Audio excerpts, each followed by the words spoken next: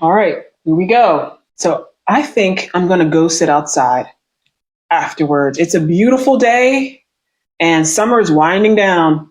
So this is just your public service announcement to spend some time outside, away from social media, away from YouTube. Yes, you. After you're done watching this video, make sure you run outside, go play in the sun. So that's the assignment. That's the homework.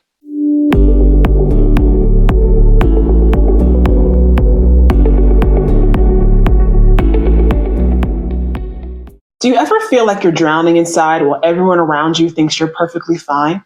You're sitting in that important meeting, but chest tightening, heart racing.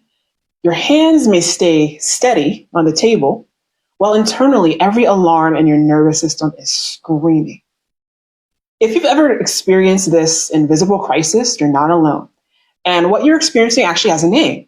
It's called a silent panic attack. Hi, I'm Keisha Dent. I'm a certified hypnotherapist, and today we're talking about the hidden emergency that many women experience while maintaining their cool and professional facade. So what is a silent panic attack? So a silent panic attack is a term that is used where your nervous system is kind of having a complete meltdown, but while you continue to appear perfectly functional to the outside world. So you can be experiencing the same symptoms of a racing heart, sweating, dizziness, difficulty breathing, intense fear, but you've become so skilled at masking these symptoms that no one knows you're in crisis. You might be wondering, are silent panic attacks even real? Yes, absolutely. They're not only real, they're often more exhausting than visible panic attacks because of the enormous energy required to maintain your composure while your nervous system is in complete crisis mode. And many of you have developed this pattern because showing vulnerability to certain people and professional settings, it feels dangerous. So you may have learned to internalize your distress to protect your reputation, to feel safer, to feel in control, to protect your professional opportunities, and to defend yourself from others' perception of your competence. But here's the thing.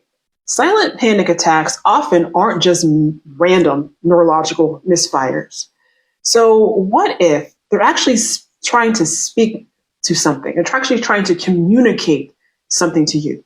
That perhaps your nervous system could be picking up things where something in your life is out of alignment with your authentic self. Our nervous systems often do pick up on misalignments. They pick up on energy imbalances. They pick up on things running in the background in our lives that we can detect beneath the surface. And oftentimes, panic is our body's way of saying, this situation, this relationship, this life path, it's not right. It's not right for my soul. It's not right for my happiness. For spiritually aware women over 40, silent panic attacks often represent energetic emergencies, moments when your soul's misalignment with your life becomes so intense that your body sounds every possible alarm to get your attention. I know this was my story in my case when I was experiencing panic attacks. And they were directly tied to me being off track with my life, off track for my goals, and doing things and checking boxes that looked okay from the outside, but was making me deeply, deeply unhappy when I got quiet with myself and when I really thought about where it was leading me in the future. So I often invite you to think about when these attacks happen. What situations trigger them? What people or decisions set them off? Your sensitivity is actually technology often that is picking up on energetic misalignments that your conscious mind hasn't quite recognized yet.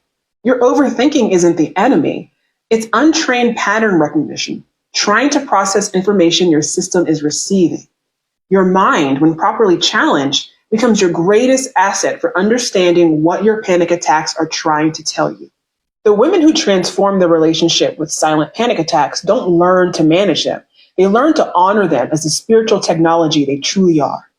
Instead of fighting that panic, they start asking, what is my body trying to tell me right now? What feels out of alignment in this moment? And they discover that their sensitivity, that their thinking, that they're picking up things, when properly channeled, becomes their greatest competitive advantage.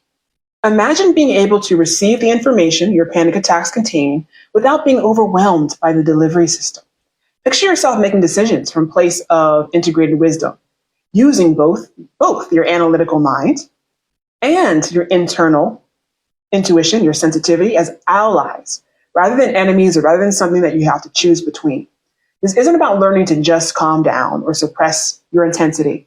This is about frequency optimization, learning to conduct your natural electrical energy into authentic presence and personal power. We often deal with excess anxiety because we are gifted this energy for survival.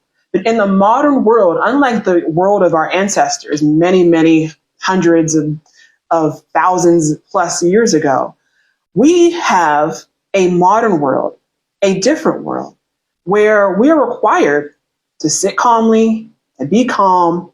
And it's really important to learn how to use this energy in a good way, in a positive way that can get us results. Society often simply chooses to medicate women's intensity, right? To shut us up, have us sit down, take a pill, because oftentimes what we feel and what we pick up on, it threatens the status quo.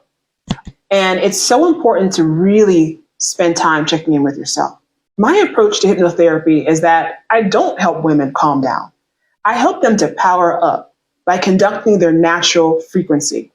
Your panic attacks aren't proof that you're broken or that something's wrong with you.